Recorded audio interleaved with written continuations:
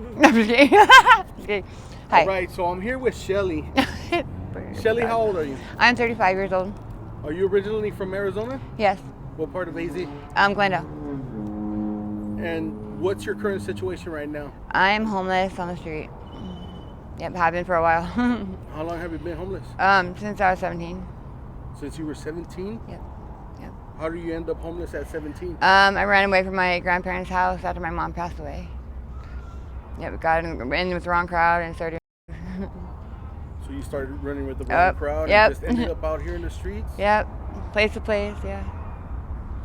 What do you do to survive out here in the streets? Be honest. I boost, I hustle, and do whatever I got to at the time to take care of me and mine. You know what I mean?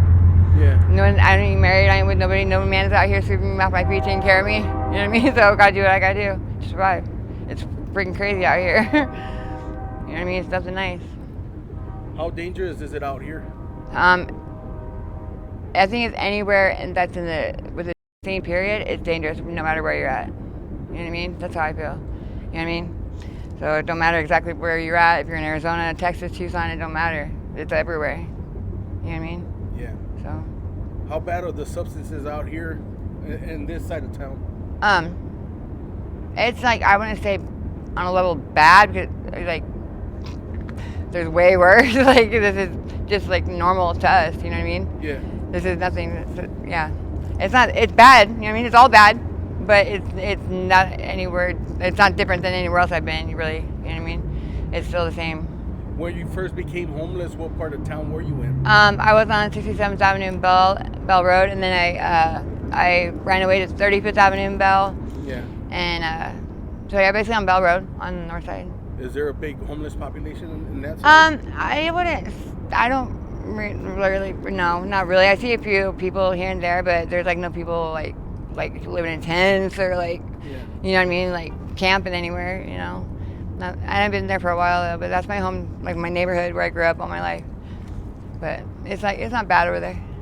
It's actually nice. Do you still have family out here? I no, I don't. I don't know. No, not that I don't know. I don't have any more family out here. Okay. But yeah, I have a few aunts and uncles in West Virginia and Kentucky, but I've never even met them.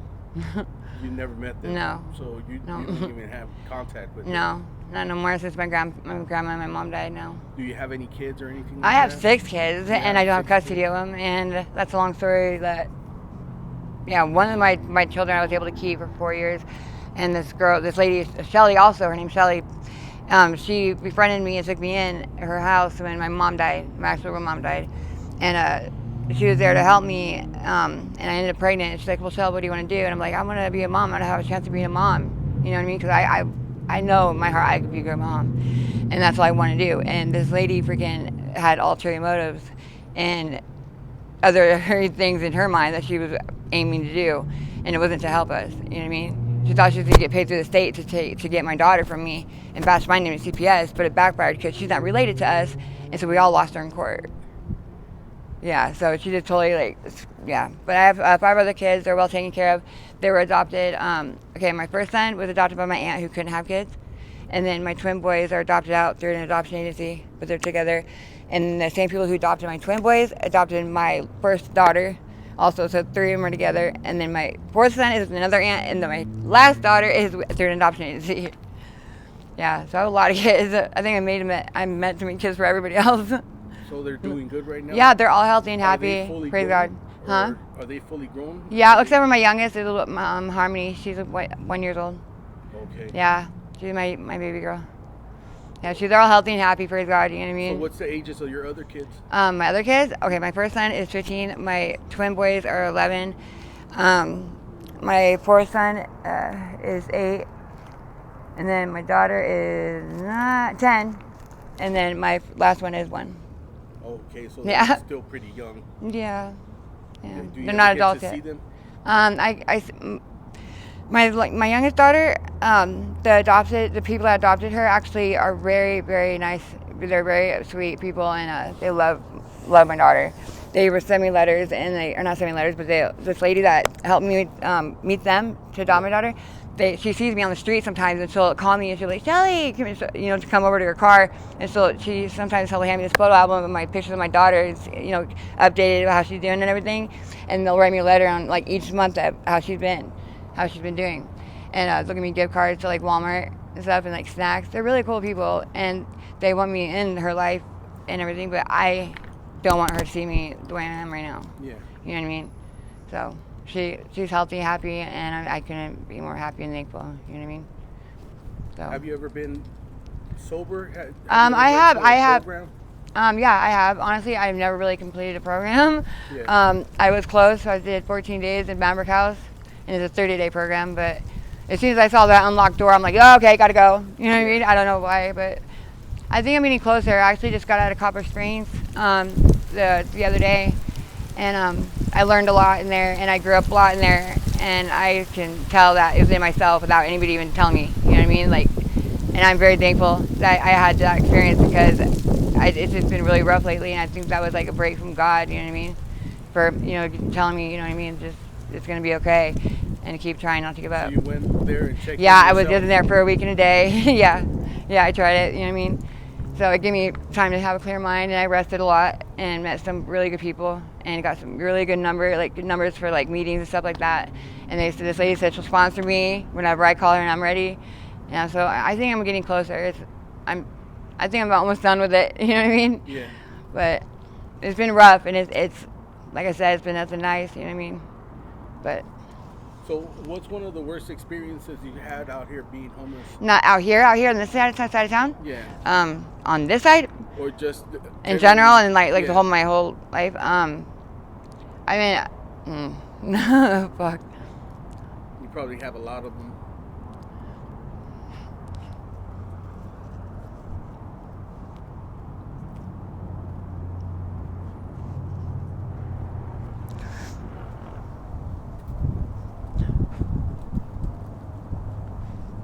Sorry to bring up bad memories. Take a deep breath.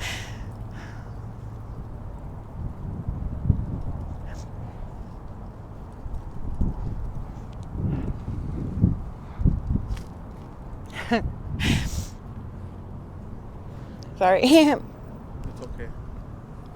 When I was 17, a week after my mom died, I was on 19th Avenue Bell Road, and I met these two girls named Tammy and Katie. They befriended me and took me like under their wing. They're older than me, and swore and promised that they'd help me out, and they'll do my makeup, lifting my spirits up. You know what I mean? Like a sister. You know what I mean? And then they introduced me to their boyfriends, Steve-O and D'Artagnan, these two black guys, and they told me that they can help me make money. And so I'm like, okay, cool, right on. That's cool. Like, you guys are gonna be there with me. You're gonna help me and everything, and be by my side. And it's gonna be all good. Well, that wasn't the case. I ended up getting pimped out to these group of Paisa guys, and didn't get one penny of that. But yeah, that's like pretty much the worst thing I've been through. How often does that happen to girls out here on the streets? It happens more so than people like to think. And then people that have gone through certain shit, I think, that can relate to that kind of stuff, notice it more and realize it more that happens. I would have to say, in my opinion.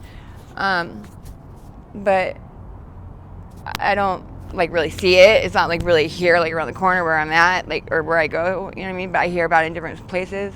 When I'm certain, like other places. It happens a lot, you know what I mean? And like I said, it's nothing nice out here, you know what I mean? People die every day out here. People freaking OD out here. People killed out here. You know what I mean? It's a cruel world, you know what I mean? Like, it's everywhere, you know what I mean? And especially in the drug scene, you know what I mean? Yeah. Unfortunately, and it's still not enough. It's like all these people dying, their loved ones dying, you know what I mean, from this fentanyl stuff, and it's not enough for none of us to quit it. You know what I mean? It's insane. You know what I mean? It's insanity. And I'm speaking for myself too. Like, I do it too. I'm not talking about just everybody else. I do that too. You know what I mean? It's still not enough for me to quit. So how did you manage to get away from that situation when that happened? How did I manage to get away from that situation? Yeah. They weren't trying to hold me hostage or anything really. I didn't know what to expect because I wasn't familiar with the streets yet at that time. So like, they probably thought they scared me enough. You know what I mean? Yeah. And like they were just gonna let me go after they got their money. You know what I mean? Like there wasn't no like, oh, you're gonna stay here. They weren't like that, forcing me like that. They were basically the prices were what scared me. Yeah. You know what I mean? But because I thought in my mind, these are my friends. These are my friends. They're here to help me. You know what I mean? So the only thing I was afraid of at the time was prices. You know? But I got away and ran out to the next place to try to fill up my void and take care of my pain of losing my mom. You know what I mean? And guys that ended up being, and unfortunately, guy after guy. But everything happens for a reason, and I stand humble. You know what I mean? I don't regret anything in my life. I don't think I could go back and want to do anything over again, because you know what? Everything happens for a reason. I know it's in God's hands, and I know He'll be there to protect me, and you know what I mean, help me through it all. So let go and let God. You know what I mean? Like that's where I'm at. But does that answer your question? All right. Well, thank you for sharing your story with us. I really Anytime. do appreciate it. No problem. Are you okay with me using this on my YouTube channel? Absolutely. Just I'm in nothing to case- hide. Just in case some of my subscribers want to reach out to you with any sort of help or donations, do you have any social media where they can contact you? I actually do. Facebook. It's gonna be Joy Roop, because I have like 19 profiles, but I only use that one. It says Joy Roop because I always forgot my password in my email, so I always had to start a new one. So I literally have like a grip of them. But it's the one that says Joy Roop on it. Okay, and it has a picture of my ex and my best friend. He's wearing a red shirt. Richard Dominguez. He's Mexican and he's sober. He brought a sober hat. You know what I mean? That's the only picture on my Facebook. How do you spell it? Huh? How do you spell it? What? Your name on Facebook. JoyRoop. Okay. Yeah. Yep. All right. Well, thank you for sharing your story. You're I really welcome. do appreciate it. No problem. Anytime.